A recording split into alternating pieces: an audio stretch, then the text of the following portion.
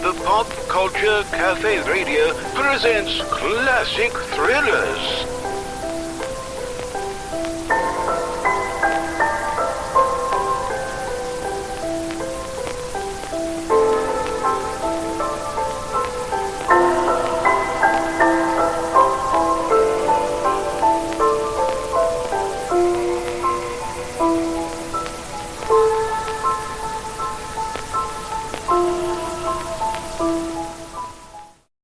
Now, Roma Wines present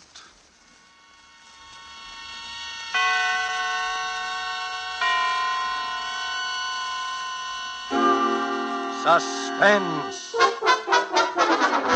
Tonight, Actor's Blood, written and told to us by Ben Hecht and starring Fredric March. Suspense is presented for your enjoyment by Roma Wines. That's R-O-M-A, Roma Wines. Those excellent California wines that can add so much pleasantness to the way you live, to your happiness in entertaining guests, to your enjoyment of everyday meals. Yes, right now a glassful would be very pleasant as Roma Wines bring you Suspense. This is the Man in Black, here for the Roma Wine Company of Fresno, California, to raise the curtain on a presentation unique in these weekly half hours of suspense. Tonight from Hollywood, Roma Wines bring you a star of the first magnitude, Mr. Fredric March, and in person, one of America's foremost tellers of tales, Mr. Ben Hecht of Broadway and Hollywood, who will appear as actor and narrator in a suspense play dealing with a mysterious death and the twisted passions and loyalties of the world behind the footlights. And so, with Actor's Blood, and with the performance of Fredric March, supported by Ben Hecht, from whom we will hear the narrative in the author's own words, we again hope to keep you in suspense.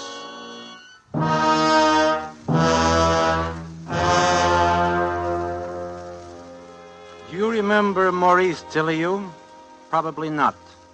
Only students of the theater or people old enough to have applauded the heyday of Mrs. Leslie Carter and John Drew and the theatrical didos of the Divine Sarah would be likely to remember. During the years I knew him, I saw him in harness but 3 times. Once in a revival, once at a benefit, and the 3rd time was the occasion of the anecdote I've set out to relate. By that time, his only claim to fame was the fact that he was the father of Marcia Tilliou. On a summer night in 1927, Marcia made a final exit worthy of the Tilliou tradition. For weeks after it happened, old Tilliou went around like the ancient mariner, holding with his baleful eye and his mournful song whoever crossed upon his path. But after a while, he too seemed to drop out of sight in the wake of his glamorous daughter, and like her was forgotten. Then late one night, as I was getting ready for bed, the bell to my apartment rang. Ben, I come with a message from the dead. Indeed. Well, come on in and tell me about it. Ben, do you believe in ghosts? I've got nothing against them. Good. I have just come from a miserable modern dress caricature of that greatest of the bard's plays, Macbeth. You will scarcely credit what these upstarts have done to Shakespeare's masterpiece. They haven't altered the text, have they? You recall the 4th scene of the 3rd act? Oh, yes. The scene in which Banquo's ghost appears. Just so. In the folio edition of the play, the stage directions clearly read, "The ghost of Banquo enters and sits in Macbeth's place." In the foul production which I have just witnessed, the ghost does no such thing. It is an empty chair, to which Macbeth shrieks his guilty line, "Thou canst not say I did it. Never shake thy gaudy locks at me." An invisible ghost, eh? That's not so illogical. But what drama is there in it? How can we feel Macbeth's terror if it's an empty stool at which he shouts, "Avaunt and quit me sight! Let the earth hide thee! Thy bones are marrowless! Thy blood is cold! Thou hast no speculation in those eyes which thou dost flare with." The way you read those lines, sir, I have no trouble at all seeing the ghost. Thank you. Now listen. I am going to produce that scene in modern dress, and it's not going to be a namby-pamby production such as the one I witnessed tonight. I am going to give a banquet at my home, and there is going to be a place set at the table for my daughter, Marcia. Look, Maurice, I'm very fond of you, Now, but... you are wondering why, aren't you? Ah, my boy, like Hamlet, I am but mad northwest. The empty place at the table will be purely symbolic, I assure you. No apparitions will appear, not to you and me, at any rate. I cannot guarantee what my daughter's murderer will see there. Marcia's murderer will be there? They will all be there. All who loved her and all who hated her. And woe to the hand that shed this costly blood. But if you know who the murderer is, why don't you go to the police and tell them? Police? My daughter, sir, would not have wanted so crude and sordid an epilogue to her life story. Like her father before her and my parents before me, she had actor's blood in her veins. Ah, she shall be avenged, my friend. But it will be no affair of handcuffs and policemen. I'll not go whining on Marcia's behalf among the cigar butts and cuspidors in some precinct station. No. No, her murderer shall be unmasked at a mighty banquet. On Friday next, at 8:30, curtain time, my friend. I'll see you there. Yes, I'll be there.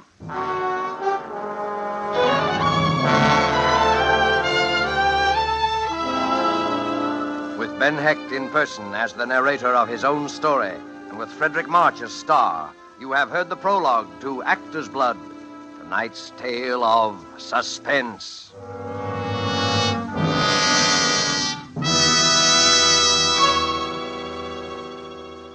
And now, in this brief intermission, let us picture a scene beneath a radiant Caribbean moon at the fashionable Hotel Nacional de Cuba in Havana. An American dinner guest has just raised his glass in a toast to Havana, its traditions, its beauty, the superb dinner, and wine. His Cuban host replies, true, the traditions, the scenery, and the food you enjoy, they are Cuban. But the wine of which you speak so highly, that is of your country. It is the famed Roma wine, made in your own California. Yes, it may surprise you that California produces Roma wines of such uniformly superb quality that they are imported by many foreign countries. But millions of Americans do know and enjoy the excellence of Roma wines daily with meals and when entertaining. These millions have made Roma America's largest selling wines. They know, too, that Roma wines are amazingly inexpensive, only pennies a glass, for wines of such distinguished character. That's because here in America, you pay no high import duty, no expensive shipping charges for Roma. Wines that combine age-old winemaking skill with modern testing and quality control. So ask for R-O-M-A, Roma wines, made in California, for enjoyment throughout the world. And now it is with pleasure that we bring back to our soundstage Mr. Ben Hecht, narrator and author of Actor's Blood, starring Fredric March. Tonight's tale of suspense.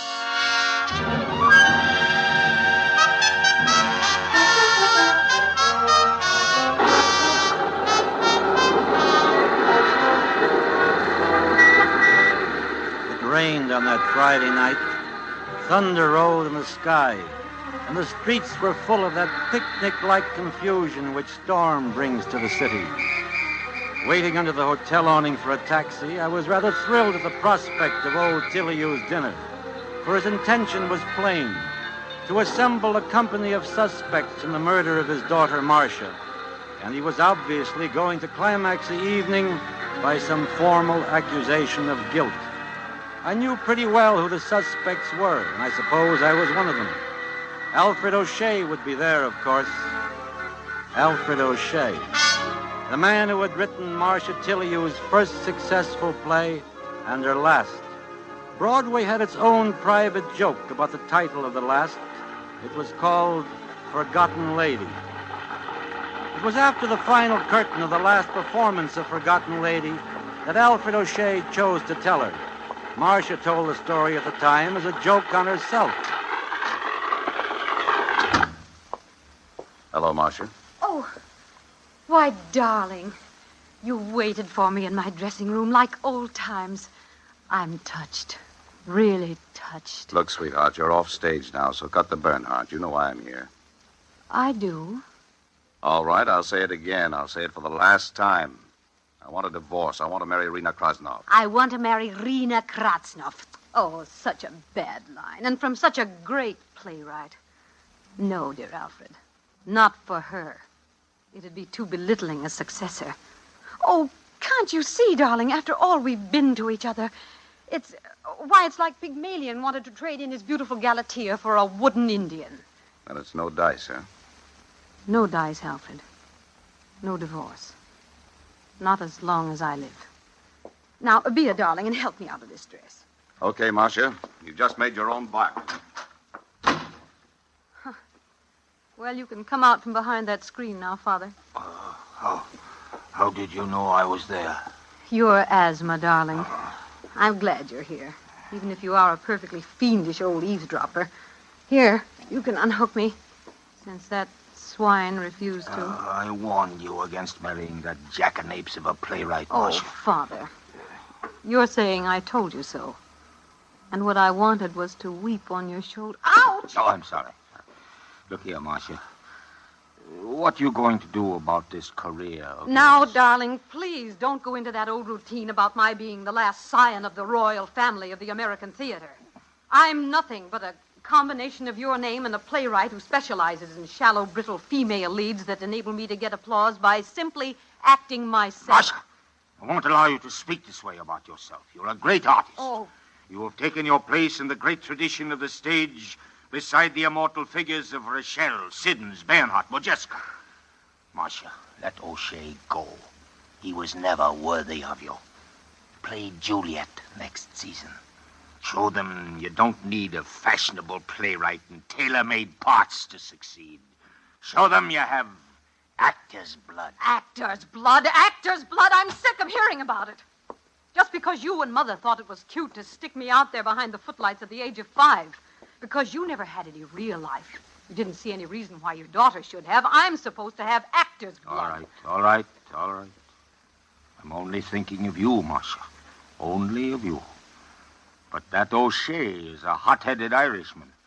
He came very near to threatening your life when you refused to do as he asked. Good. I wish he would kill me. I'm sick of the whole rotten business.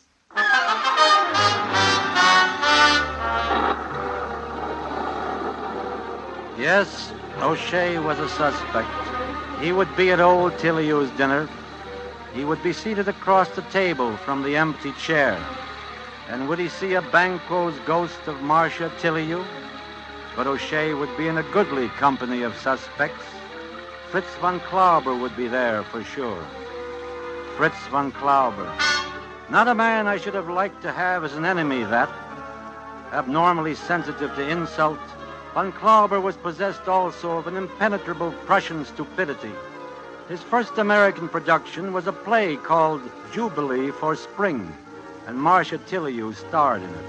It was the most sensational flop of the Broadway season. After the first night performance in the 21 Club, Marcia held her own private autopsy on von Klauber's dead turkey. You see, darlings, Mr. von Klauber, my esteemed producer, loves his turkey farm so much he sometimes forgets he's on Broadway. It's terrific, Marcia. How about that for my column? Huh? Sure, Walter, anything at all. It's all yours, exclusive. Marcia. Von Klauber, he's over there at the next table. He's heard every word. Good. Let him hear.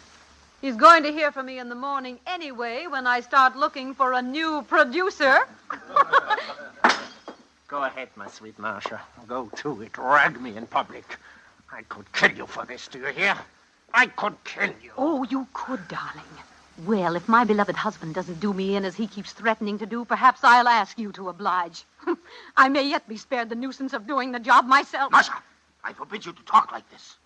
Sorry, Father. It must be the actor's blood cropping up again.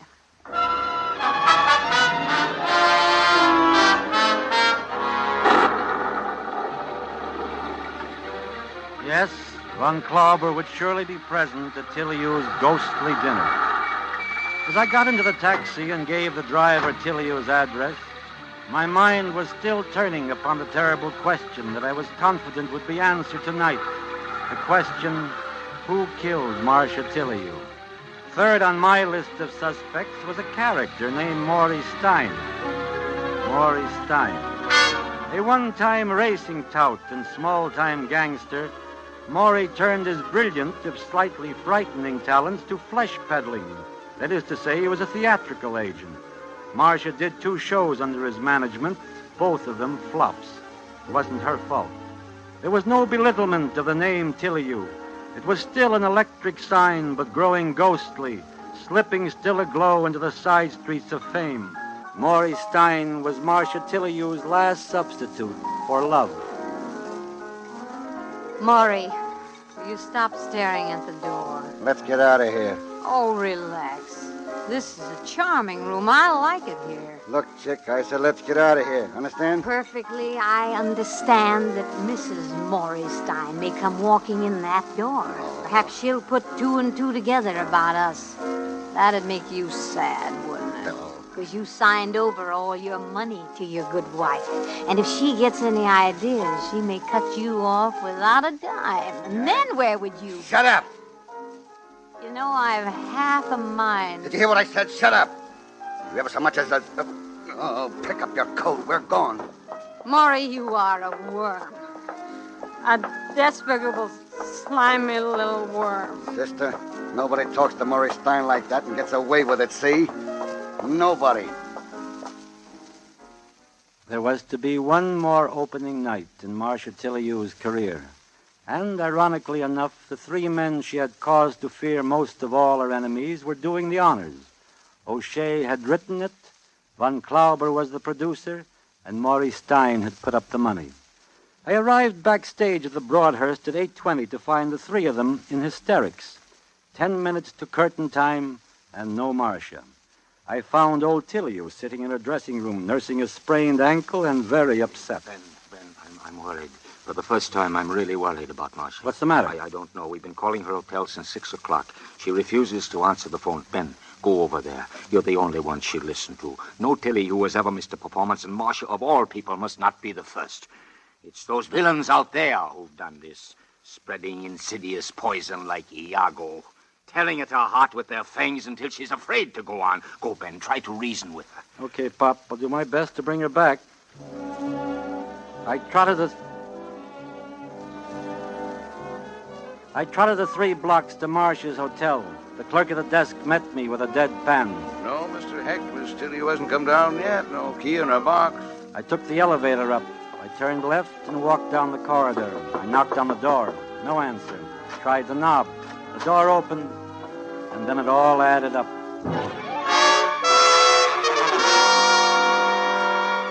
Yes, it added up.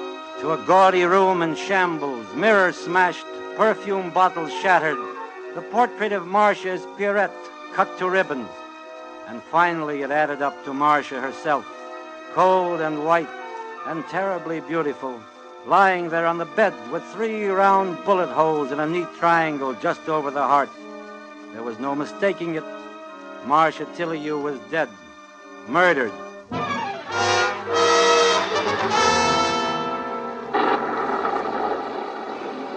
That was the sum total of the addition I was doing in my head as I rode in a taxi the 20 blocks from my hotel to old Tilliou's house on West 84th Street.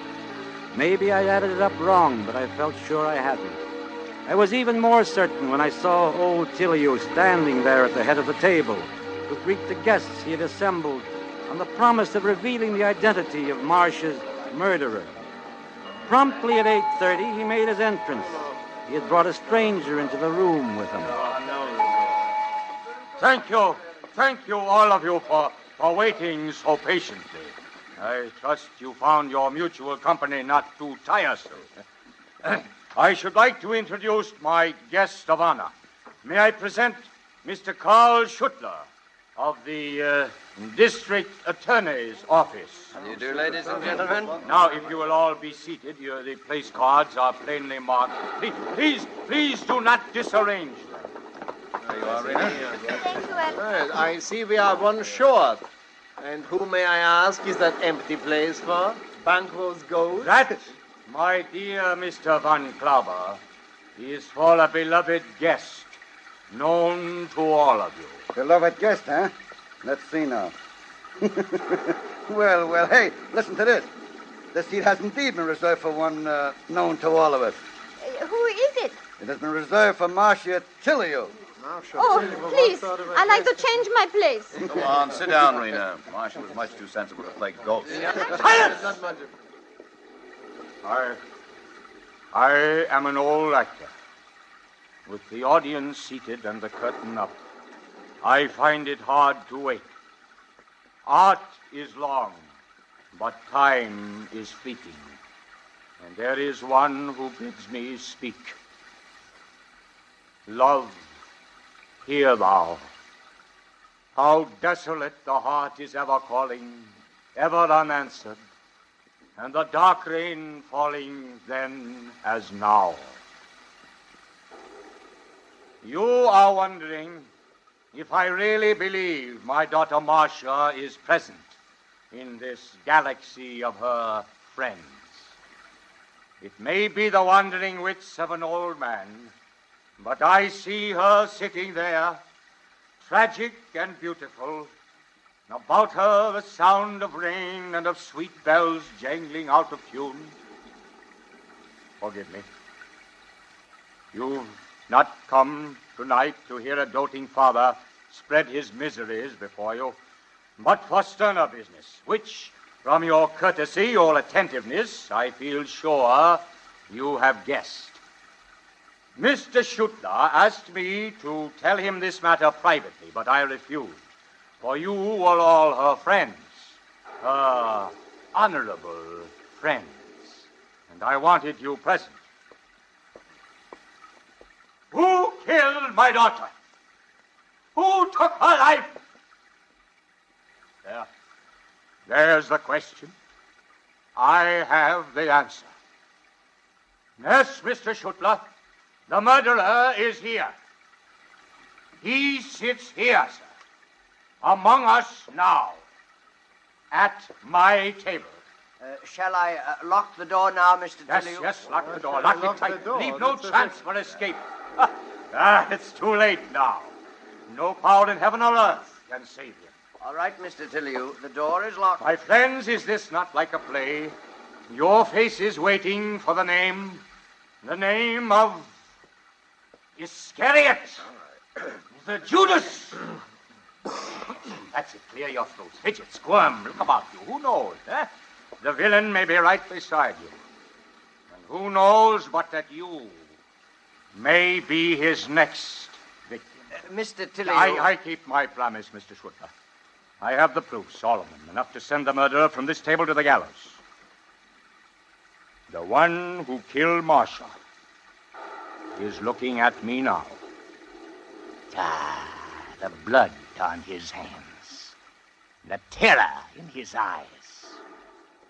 I'll tell you his name. His name is... The light! Who turned the light down? Let me go! A knife! A knife! Oh, God! Oh, my God! He's killing me. He's killing me.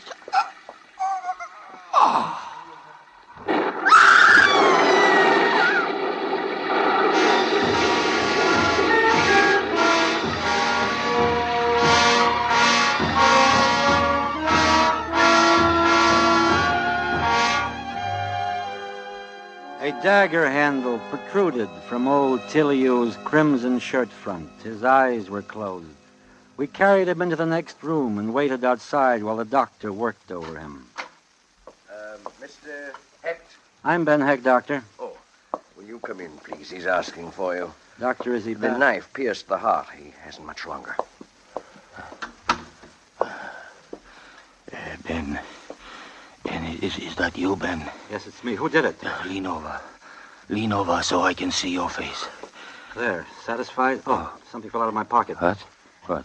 What is that? It's a letter. I must have stuck it into the pocket of the suit the last time I wore it. What's in that letter, Ben? I don't know. I haven't even opened it. But that's Marcia's handwriting. A letter from the dead. Open it, Ben. Read it to me. Look, you mustn't excite yourself. When was that letter mailed? It's postmarked the 10th. It must have been the day before. No, read the letter, Ben. Read it. All right. Yeah. What does it say, Ben? Read it. Why, it says,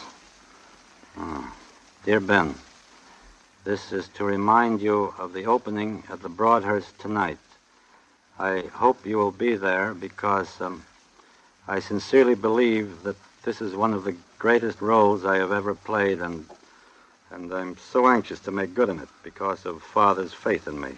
Oh, she cared. She really cared what I thought. Sure she did. And she'd have been proud of your performance in there this evening, too, Pop. You were great. Why, thank you. Thank you, Ben. Thank you. Doctor. Yes, Father.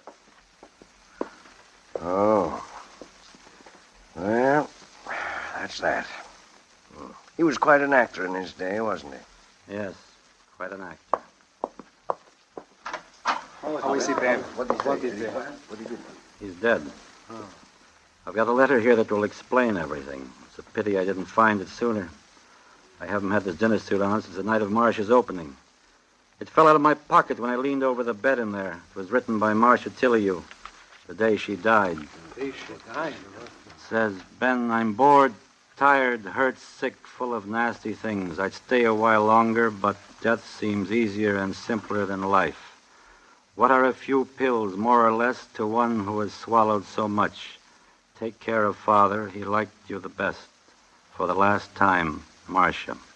Suicide? It's a suicide note. What about the bullets? Can't you guess? The old man worshipped her. She was his star.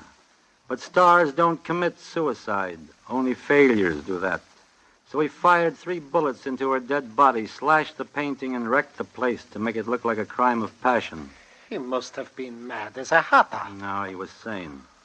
I think he really saw her as murdered by all of us, her so-called friends who had let her down when she needed them most. Do you realize that old barnstormer was playing his death scene from the moment he came into this room tonight? He'd rehearsed it in his bedroom for days, sharpening away at Macbeth's old toad stabber. He had his lines down pat. He staged this elaborate scene this evening and killed himself in such a way that we'd all be raked over the coals, not only for Marcia's murder, but for his own as well. Well, it was a lovely piece of old-fashioned miming, but as fruitless a drama as I ever had the misfortune to witness. You're right, O'Shea. The plot was full of holes. We could have helped him a lot with the construction, but it was a great last night.